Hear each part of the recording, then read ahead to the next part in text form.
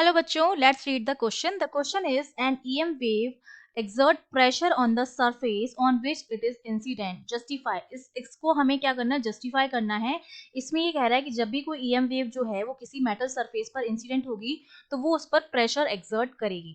तो देखो इस क्वेश्चन के लिए हमारा जो की कॉन्सेप्ट रहेगा वो हम यहाँ से मान के चलते हैं कि अगर किसी सरफेस पर प्रेशर एक्सर्ट हो रहा है दैट सिंपली मीन्स उस सरफेस पर फोर्स लग रहा होगा, क्योंकि हम जानते हैं कि जो फोर्स होता है वो प्रेशर अपॉन एरिया होता है. अगर सरफेस पर प्रेशर लग रहा है दैट सिंपली मीन्स कि उस सरफेस पर क्या है, फोर्स एक्सर्ट हो रहा है. और अगर उस सरफेस पर फोर्स एक्सर्ट हो रहा होगा तो इसका मतलब उसमें मोमेंटम में चेंज हो रहा होगा.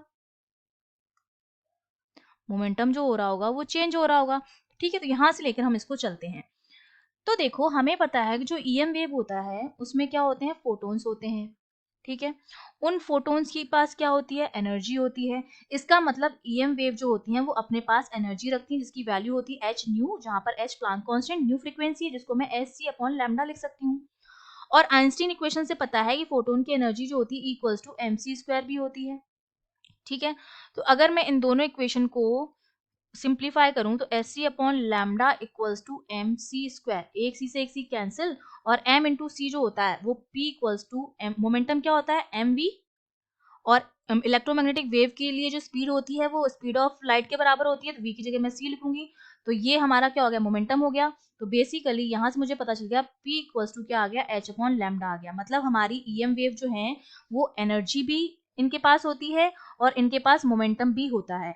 जब भी किसी सरफेस पर ये इंसिडेंट होती हैं तो देखो ये अपना मोमेंटम p लेकर आ रही होती है.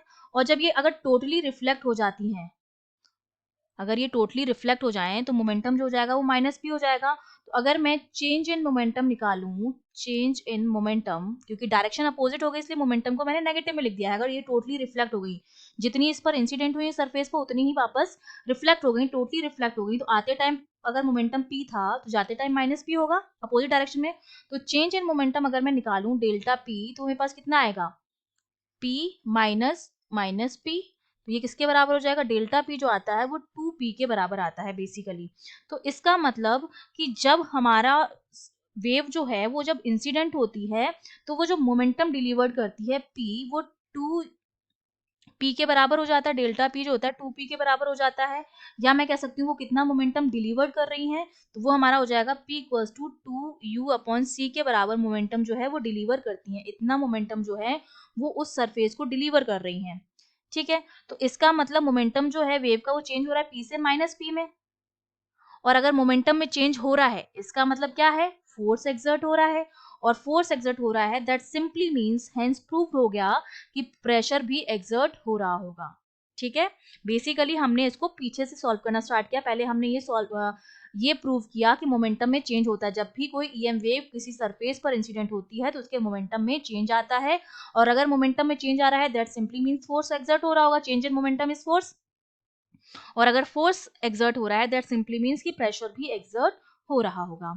तो ये हमने इसको जस्टिफाई कर दिया है. I hope you understood well. All the best.